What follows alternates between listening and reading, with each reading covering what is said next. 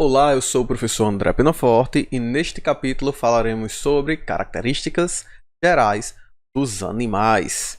Mais especificamente, esse é um capítulo introdutório ao reino Metazoa, mais conhecido como reino Animalia ou simplesmente reino animal.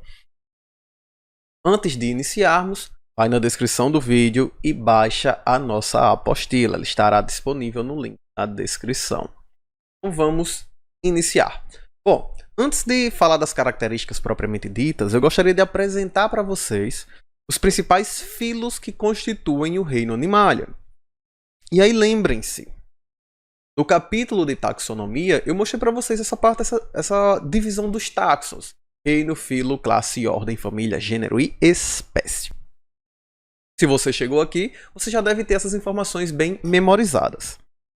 Então, um reino divide-se em filos. E o reino animal ele apresenta aí aproximadamente 35 filos. Isso não para de aumentar à medida que novos filos são partidos, novos animais são descobertos e assim por diante. Então, nesse reino nos interessam mesmo esses 9 que eu vou mostrar para vocês. Eu irei apresentar. Nós teremos um pequeno capítulo para falar melhor das características específicas de cada um. Então, aqui será uma apresentação geral desses indivíduos, tudo bem? Então, olha para cá. Primeiro, nós vamos ter esse indivíduo aqui, que são os poríferos. Aqui nós encontramos as esponjas do mar. São mais de 6.000 espécies de esponjas. Então, as esponjas do mar constituem o grupo dos poríferos, tudo bem? Eles são animais bem primitivos. A gente fala disso um pouquinho mais adiante. No grupo dos quinidários ou selenterados, você pode estar estudando aí e encontrar essa denominação. Aqui nós encontramos as águas-vivas e as anêmonas. Então, basicamente, temos esses indivíduos e os corais, enfim. Esses são seus principais representantes. No grupo dos platelmintos e nos nematóides, nós vamos ter os vermes intestinais. Esses dois grupos constituem um grupo maior que é chamado de asqueumintos. Então, aqui no platelminto, nós temos a planária, que é seu representante mais conhecido, digamos assim. Ao menos é o representante básico que costuma vir nos livros. Mas a verdade é que existem representantes dos platelmintos bem mais conhecidos, como a solitária. O famoso germe do porco, o verme do porco. É por aquele que vai para a cabeça, é o mesmo verme, mas na cabeça ele se comporta de uma forma diferente. Veremos isso em outros capítulos. Na verdade, veremos isso quando eu for apresentar para vocês o capítulo mesmo dos platelmintos. Eu mostrarei os vermes. E platelmintos significa basicamente verme de corpo achatado. Eu acabei deixando passar, né? Quinidários tem esse nome porque ele tem uma célulazinha especial que é a célula urticante, que é o quinidócito ou quinidoblasto. Quando você toca no tentáculo de um quinidário, você sofre uma queimadura devido à existência dessa célula. E essa célula especial deles deu a esses indivíduos esse nome. Platelminto, vermes de corpo achatado, e nematóides, vermes de corpo cilíndrico. Então, esses dois grupos aqui constituem os vermes intestinais. A planária não, pessoal. O exemplo que eu trouxe aqui não é um verme intestinal. Esse aqui seria um exemplo de platelminto de vida livre. Tudo bem? Então, já aqui não. Aqui nós temos o Ascaris lumbricoides. Isso aqui que vocês estão vendo é o interior do intestino de uma pessoa. E dentro do intestino tá cheio de verme. O moleque tá verminoso.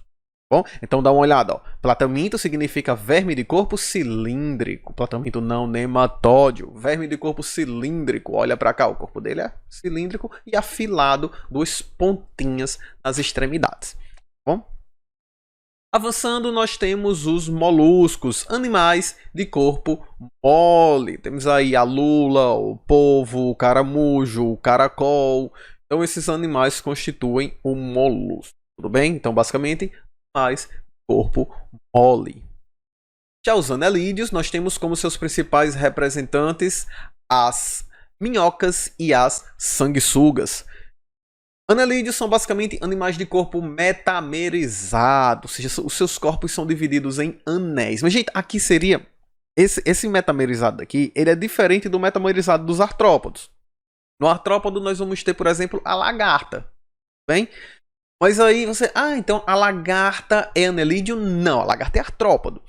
Mas o corpo dela é metamerizado, é formado de anéis. Pois é, mas tem uma diferença entre a metamerização dos anelídeos e a metamerização das lagartas. A metamerização dos anelídeos ela é interna também. Deixa eu tentar representar isso através de um desenho. Então você tem aqui uma minhoca e você teria aqui uma lagarta. Se você olhar o anel da minhoca, ele tem uma metamerização também interna. Então são câmaras internas. Já na lagarta não tem essa distinção interna não. Então, ainda que apresente essa metamerização, a gente costuma dizer que é uma falsa metamerização, mas sim é metamerizado também.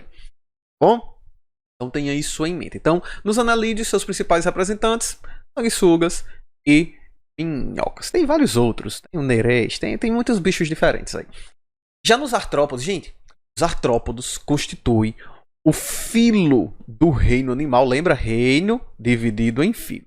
Então, os artrópodos constituem o filo do reino animal com o maior número de representantes. Esse filo é gigantesco. Aqui, por exemplo, você está vendo o seu siriguejo, né? Ou seja, o siri, o caranguejo, esses constituem o camarão, a lagosta, esses constituem o grupo dos crustáceos.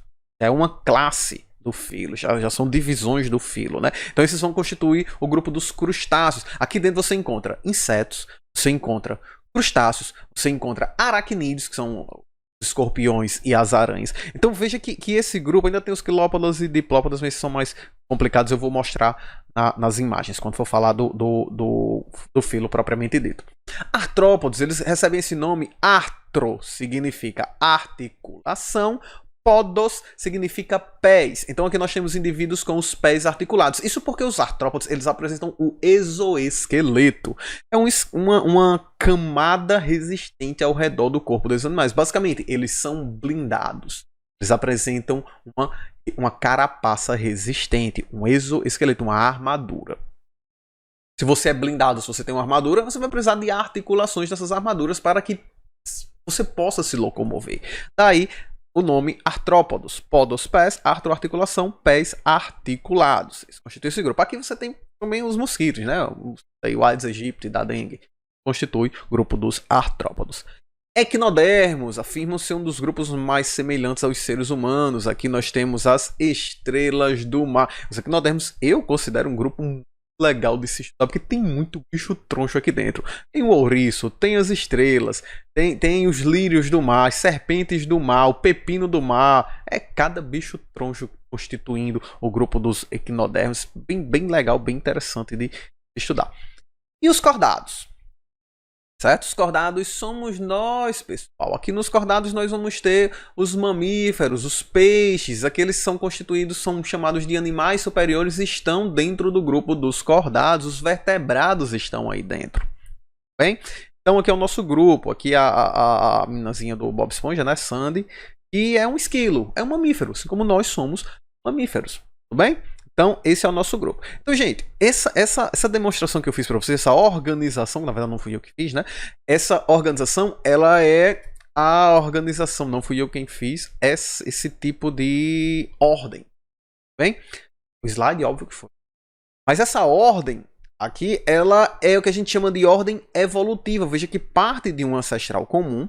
Esse ancestral vai evoluindo e vai sofrendo modificações. Essas modificações criam novas características que originam os respectivos fios. Tem aqui um evento evolutivo, surge uma característica nova, surge os quinidários, surge o quinitócito, por exemplo. Tem aqui outro evento evolutivo, uma característica nova, surge o platelminto. Então, essa ordem aqui seria a ordem evolutiva, partindo dos mais antigos, dos mais primitivos, para os mais modernos, os mais atuais. Seriam os mais complexos. Você não pode dizer que ele é mais evoluído, ele é mais complexo. Tem um grau de complexidade estrutural muito maior. Tá bem? E aí, claro, à medida que você vai caminhando, quanto mais você se aproxima dos cordados, mais semelhante nós vamos sendo. De forma que os equinodermos constituem o grupo mais semelhante aos cordados, ao nosso grupo. E à medida que você vai se distanciando, vai ficando mais diferente. Tudo bem? Os poríferos, pessoal, eles não são animais verdadeiros. Tá, professor, mas está dentro do reino animal. Tá, mas não é um animal verdadeiro. Porque para você ser animal verdadeiro, você precisa ser constituído, você precisa ser formado pelos tecidos animais. Tá bom? A gente estuda isso na histologia. Eu tenho até um capítulo sobre isso no canal. Então, tem que ser formado pelos tecidos animais. O tecido epitelial, o tecido muscular, o tecido conjuntivo, o tecido nervoso. Os poríferos não formam tecidos. Se não forma tecido, a união de vários tecidos, especialização desses tecidos em uma determinada função forma um órgão. Se não tem tecido, não tem órgãos. Bom, então isso é um porífero. O porífero não forma tecido, o porífero não forma órgão. Tá bom? Então por isso ele é considerado um parazoa. Ele é uma espécie de para ao lado de zoa animal. Então ele está bem próximo dos animais, mas não chega a ser um animal verdadeiro como os euzoários ou eumetazoários. Eu verdadeiro, então euzoário, aqui são os animais verdadeiros formados pelos tecidos animais. Tudo bem? Então tenham isto em mente e nós veremos um pequeno capítulo sobre cada um desses caras aqui dentro do reino Animalia. Então, finalizada essa apresentação inicial de quem são os animais que nós vamos estudar dentro do reino Animalia, eu vou agora mostrar as principais características que nós abordaremos. Então assim, eu vou mostrar essas características porque quando eu for falar de cada um desses grupos, então eu vou mostrar as características que eles possuem e que eles não possuem. E como eu já apresentei as características aqui, então vocês já saberão o que essa característica significa para que eu não fique me repetindo o tempo todo, evita que a aula se torne repetitiva. Certo? Então vamos lá. Primeira característica. Pessoal,